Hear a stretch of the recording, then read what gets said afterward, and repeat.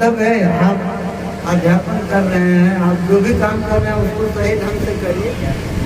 उससे जो बचता है समय, उसमें भगवान का वो करिए, तो वो उससे खुश हो, क्योंकि संसार को चलाना है ना। देखिए, भगवान पहली इच्छा यही है, एको हम बहुश्याम प्रजाएं। ये ब्रह्म की इच्छा है कि हम अकेले हैं मतलब वो चित तत्व एक है। चित तत्व कहिए, तत्व कहिए, वो एक ही है जो हमेशा रहने वाला है। बाकी जो है कुछ भी रहने वाला नहीं। दिखाई पड़ेगा 2 वर्ष, 4 वर्ष, 10 वर्ष, 20 वर्ष, 25 वर्ष, लेकिन वो हमेशा नहीं। बस एक दृष्टांत दे के हम बंद करेंगे। एक चौबे जी थे लखनऊ में, अधिकारी थे, तो हम लोगों का कुछ काम फंसा था तो हम गए थे उनके एक रिश्तेदार को लेके।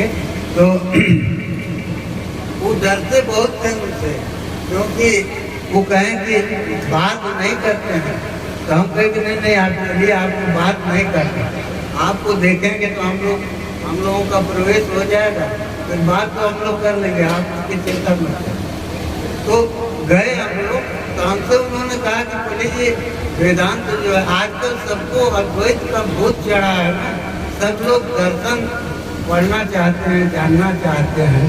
तो हमसे यही कहे कि पुलिस जी, संसार माया है, सपना के समान है, ये वेदांत कहता है, कैसे माना जाए?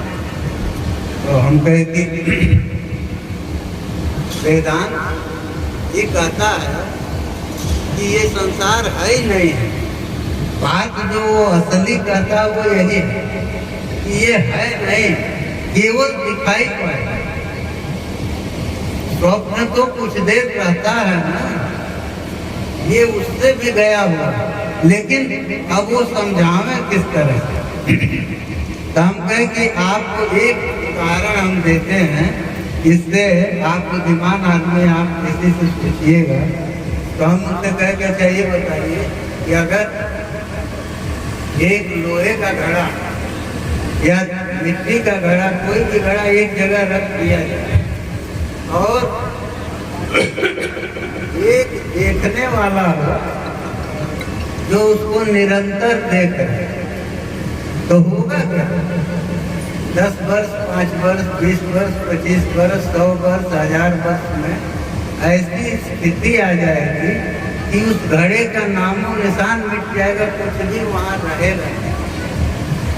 अच्छा, नहीं रहा तो अब एक बात जो आएगी, वो निरंतर देख रहा है, तो उससे कोई पूछेगा, देखने वाले से ही ना, दृष्टा से आदमी पूछता है कि अरे भाई ये कैसे हो? तो उससे अगर ये पूछा जाए कि ये घड़ा तो एकदम इसका नामो निशान मिट गया, लेकिन इसमें जो परिवर्तन शुरू हुआ, परिवर्तन हुआ ना, जैसे हमारे आपके शरीर में परिवर्तन हो रहा, तो उससे क्योंकि निरंतर देख रहा है, तो उससे पूछा जाए कि इस घड़े में परिवर्तन कब शुरू हुआ? ये जब सत्ता में आया उसके 5 मिनट बाद या 1 दिन बाद, 2 दिन बाद, 1 महीने बाद कब परिवर्तन शुरू हुआ? तो वो पता नहीं, लेकिन इसलिए कि वो तो घड़े को आज देख रहा है, कल देखेगा तो फिर वही समझ रहा है, और सो नहीं रहा है, निरंतर देख रहा है। तब भी उसको ऐसा दृष्टा संभव नहीं है, लेकिन काल्पनिक दृष्टा मान लीजिए। लेकिन जब वो घड़ा खत्म हो गया, पूरी तरह से उसका नामो निशान मिट गया, इसका मतलब है कि उसमें परिवर्तन हुआ, और परिवर्तन का कोई एक निश्चित समय नहीं तय हो पा रहा है। तब मानना पड़ेगा यही कि उसमें हर क्षण परिवर्तन, तो हर क्षण जो वस्तु हर क्षण बदल रही है, तो वो अपने रूप में रही कर, तो उसको तो सीधे कहिए तो यही न कहना चाहिए कि वो है ही नहीं, वो केवल दिखाई दे रही है। आँख जब तक उसको देख के और वाणी को समझाने का प्रयास करती है कि ये इस रंग में है, तब तक वो बदल चुकी है। तो माने आंख ने जो देखा वाणी उसको कह नहीं पाए, और वाणी जो कहेगी वो उसको आंख ने नहीं देखा है, वो चीज बदल चुकी है। तो मतलब हुआ ये कि वाणी झूठ बोल, तो वो उसको कहा नहीं जा सकता।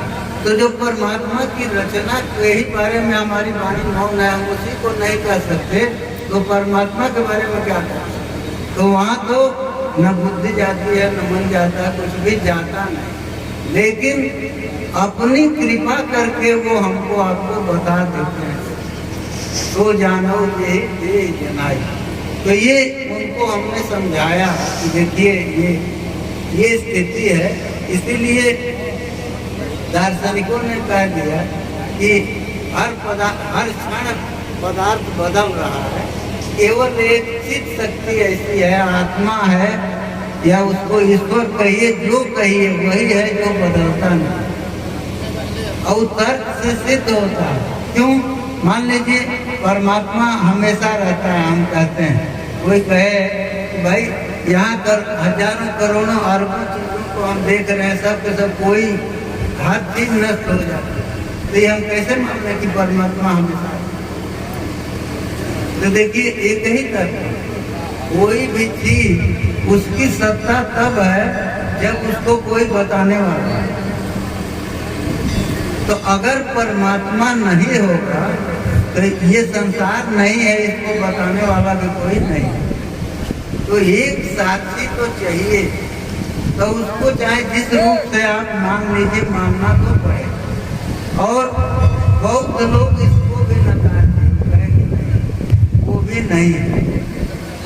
तो कह दिए बुद्ध का तात्पर्य इसमें नहीं था, वो चाहते थे कि लोग विरक्त होकर और भजन करें हम इससे। तो इसलिए वो कहते हैं ना कि जिन खोजा तिन पाइया गहरे पानी बह। तो गहरे पानी का मतलब क्या? क्या कोई चीज वहां डूबी हुई है कि गहरे पानी में आप जाएंगे? मतलब ये हुआ कि जैसे गहरे पानी में आप जाएंगे तो केवल पानी से ही संपर्क होगा, और बाहर का सारा संसार जो है उससे संपर्क छूट जाएगा। उसी तरह से जब मन को केवल परमात्मा की ओर लगा देंगे तो उसको आप पा जाए।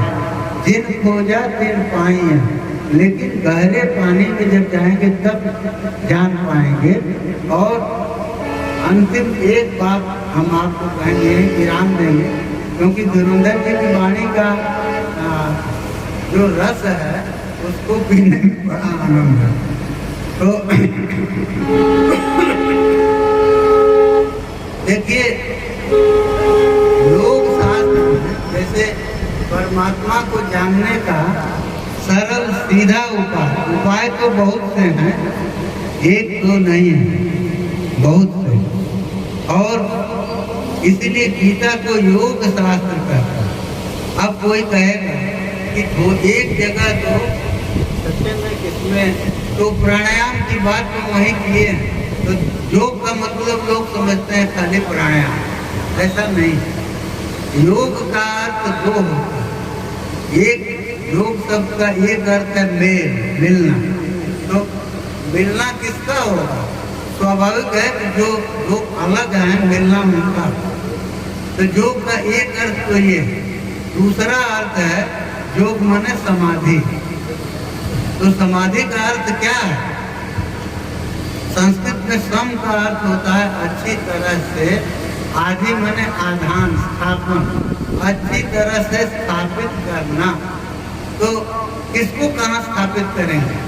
दो चीज रहेगी तभी ना। एक चीज में आप दूसरी को ले जाके रख देंगे, स्थापित करेंगे। तो एक चीज परमात्मा है, दूसरी चीज मन है। इस मन को जब वहीं स्थापित कर दिया गया तो माने वो स्थापित हो गया, मतलब संसार का चिंतन उसने छोड़ दिया। तो जब स्थापित हो गया तो इसी का नाम है समाधि। अच्छी तरह से समाहित हो गया, वहीं स्थापित हुआ। तो गीता जो है, गीता को पढ़िएगा तो उसमें हर अध्याय के अंत में आप देखिए लिखा है ओम तत्सत गीता सु उपनिषद सु दोनों लिखा। गीता सु उपनिषद सु योग शास्त्रे, तो पूरा गीता के श्लोक में योग शास्त्र है नहीं है। क्यों है? तो योग का दोनों अर्थ है ना, समाधि भी है और मेल भी है। तो गीता में जितना भी बताया है, चाहे कर्म हो, भक्ति हो, ज्ञान हो, वो सब परमात्मा से मिलाने का साधन है, इसलिए वो योग है। और अंत में संजय ने कहा, दोनों कहा कि इस योग शास्त्र को हमने सुना, और किससे सुना? योगेश्वर। योगेश्वर नहीं कहते, योगेश्वर कहते हैं। दोनों शब्दों के अर्थ में अंतर। योगेश्वर का मतलब है योग का जो नियंता है, परमात्मा से मिलने की जितनी भी प्रक्रिया है सबको नियंत्रित वही करता है, इसलिए वो योग के ईश्वर है।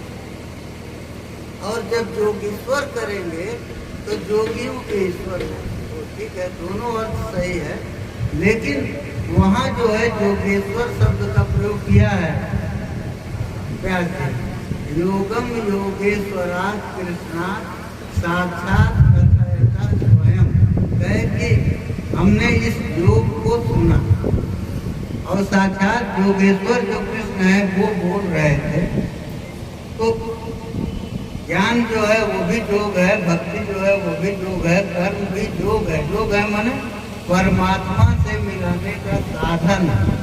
और योग माने जो चित्त वृत्ति का निरोध है, वो भी उन्हीं की कृपा से मिलता है, क्योंकि मन तो ऐसे नहीं देते, मन बिना उनकी कृपा के रुकता नहीं, और मन के रुके बिना समाधि नहीं होती।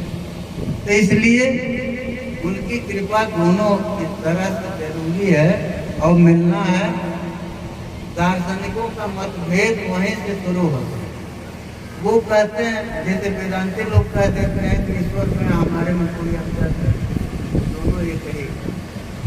द्वैती लोग जो रामानुज के अन्य वाले हैं वो कहते हैं कि नहीं, वो अलग हैं, हम अलग हैं। तो खैर उससे मतलब नहीं है।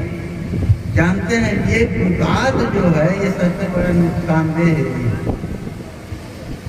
अरे आपको जहाँ जाना है वो भवन, वो मंजिल लाल रंग से रंगी है कि काले रंग से रंगी है, यहीं लड़ते रहिए, चलेंगे तो अपने आप में वहाँ पहुँच के देख लेंगे कि वो लाल रंग से रंगी है कि काले रंग से। तो उसमें उस विवाद में पड़ के और चलना बंद कर देंगे आप, इससे बड़ा नुकसान क्या है? चलना तो चाहिए। हाँ, एक जरूर है, भगवान ने अर्जुन से कहा, अर्जुन कहे कि महाराज हम कुछ थोड़ा सा जो आप कह रहे हैं उसको शुरू करें, अब कर्म हो ये जो परंपरा से सब चला रहा है इसको छोड़ दें। तो ऐसा तो नहीं कि बादल का जो छोटा टुकड़ा जैसे नष्ट हो जाता है, घना बादल है, बड़ा टुकड़ा है, तो वो तो मान लीजिए जहाँ बरसेगा तो धरती को वो गीला करेगा, लेकिन उसको अगर हवा ने तोड़ मरोड़ के छोटे छोटे टुकड़ों में बिखेर दिया तो वो कुछ नहीं कर पाया। वही बादल जब बिखर गया तो उससे धरती गीली नहीं होगी। वही अर्जुन कहते हैं कि ऐसा तो नहीं होगा कि हम गर्भ को भी छोड़ दिए और उधर जो है कुछ मिला नहीं तो हम बादल के बिखरे हुए टुकड़े के समान नष्ट हो जाएंगे। तो भगवान ने कहा कि अर्जुन नहीं, यहाँ इस आध्यात्म मार्ग में जितना भी जो भी चल लिया है उसको अभिक्रम करता, मैंने चलना शुरू कर दिया तो उतना उसका सुरक्षित रहेगा। अगले जन्म में फिर उसको उस तरह का संयोग, ये परमात्मा की कृपा है या उनका दायित्व कहिए, वो उस संयोग को मिलाते हैं और आपके अंदर उस तरह के संस्कार अपने आप आ जाएंगे। जो भी परिस्थितियाँ होंगी वो आ जाएंगे, फिर उसके आगे आप चलेंगे। तो अर्जुन से कहे कि नहीं अर्जुन, ऐसा नहीं होता, ये सतत प्रक्रिया है और इसमें चलने पर नुकसान कुछ नहीं। तो दोनों कहे, क्योंकि हम लोगों के मन में ये बैठा है कि कर्म छोड़ देंगे तो पाप होगा, प्रत्यवाय कहते हैं शास्त्र में। तो भगवान कहते हैं कि नहीं, जो भी तुमने प्रारंभ कर दिया है उसका नाश नहीं होगा, वो जमा रहेगा। और कर्म को इस सबको छोड़ देने से कोई पाप नहीं। और तो कहे कि क्यों? कहे कि ये जो धर्म है, माने अपने उद्धार के लिए जो प्रयास तुमने शुरू किया है, इसका थोड़ा सा भी हिस्सा इस पूरे संसार के भय से तुमको मुक्त कर। तो बहुत बड़ी बात कह गए। और उन्होंने तो यहाँ तक कह दिया कि अर्जुन चिंता मत करो, हम तुमको सभी पापों से मुक्त कर। तो लोगों को शंका होती है, पाप हम करेंगे, मुक्त आप कर देंगे? आप ही का तो नियम है कि ना भोक्तम छीयते कर, कर्म जो है बिना भोग दिए छीन नहीं। तो आप कैसे मुक्त कर देंगे? हम पाप करते रहेंगे, आप मुक्त कर देंगे। लेकिन कहा उन्होंने यही कि हम सर्व पापे देव मोक्ष श्यामी मार्ग, कहे कि तुम शोक मत करो, हम तुमको सभी पापों से मुक्त कर। क्यों कहे इसलिए, देखिए वो सर्वज्ञ हैं, अर्जुन की योग्यता जानते हैं, अर्जुन को उसी शरीर से ज्ञान होना है, हुआ भी। तो वो इसीलिए कहते हैं पुण्य पाप की ओर से दृष्टि को हटा लो, अपना कर्तव्य करो। और यदि तुम्हारे मन में ये है कि पाप होगा तो तुमको ज्ञान हो जाएगा। और सर्वं ज्ञान लवे नयो वृजिनम संतरिष्यति, कहे कि ज्ञान रूपी नौका जब तुमको मिल जाएगी तो ये जितना भी वृजिन है, वृजिन कहते हैं पाप, वो पाप क्यों वृजिन कहते हैं उसको?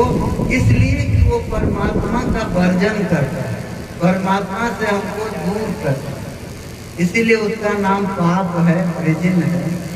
तो कहे कि तुम इसकी चिंता मत करो, ज्ञान रूपी नौका मिल जाएगी तो तुम बहुत आसानी से ये संपूर्ण वृजिन को पार कर जाओगे, संपूर्ण पाप से मुक्त हो जाओगे। तुम अपना काम करो। बस ठीक है, अब एक विराम लेंगे, गुरंदर जी की बात सुनने जा। कल हम आपसे कहे थे ना कि ये भगवान दास है, तो भगवान की कथा भगवान दास से ही सुना पाए, तो इसलिए और सुनाते भी वैसे ही हैं। आप अभी सुन के देखिए।